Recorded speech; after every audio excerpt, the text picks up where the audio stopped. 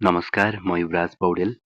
आज हामीले इरोदोरी सेक्युनी अन्तर्गतको ग्रामर पार्टलाई चाहिँ अध्ययन गर्दैछौँ र हिजो हामीले योभन्दा अगाडिको अल पार्टलाई चाहिँ हामीले कम्प्लिट गरेका थियौँ र आज हामीले भप्ता बाखारी देश पढ्नेछौँ है त। ग्रामर यो चाहिँ सजिलो एकदम इजी छ।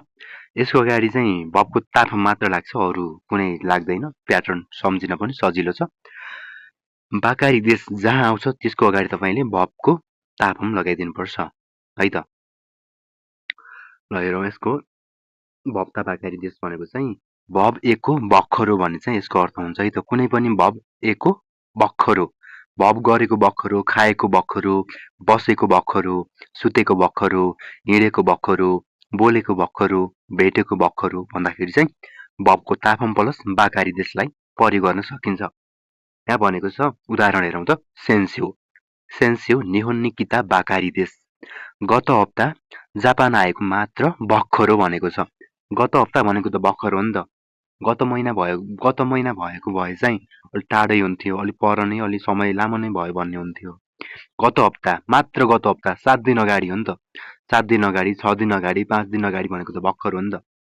होइन, धेरै लामो समय त यो होइन। त्यही भएर हाम्रो नेपाली अर्थमा पनि यो सजिलोसँग बुझिन्छ। सेन्स्यो निहोन्नी किता बाकारी देश। किमासको ताफम किता, भबको ताफम लागेर बाकारी देश। गत हप्ता जापान आएको भर्खर हो। बाकारी देश भनेको मिनिङ चाहिँ भर्खर हो है त। हेरौँ यहाँ पनि। आइकिदो वा नागाइन देशका। आइकिदो भन्ने चाहिँ एउटा गेमको नाम हो। आइकिदो जोइन भएको अथवा गर्दै गरेको, रेन्ज अभ्यास गर्दै गरेको लामो भयो होइन भनेर क्वेसन गरे। यसले भन्छ इए इए साइकिन हाजिमेता बाकारी देश। हाजिमेमासको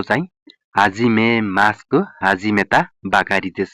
साइकिन भनेको चाहिँ रिसेन्टली, हिजो आज भनेको है त।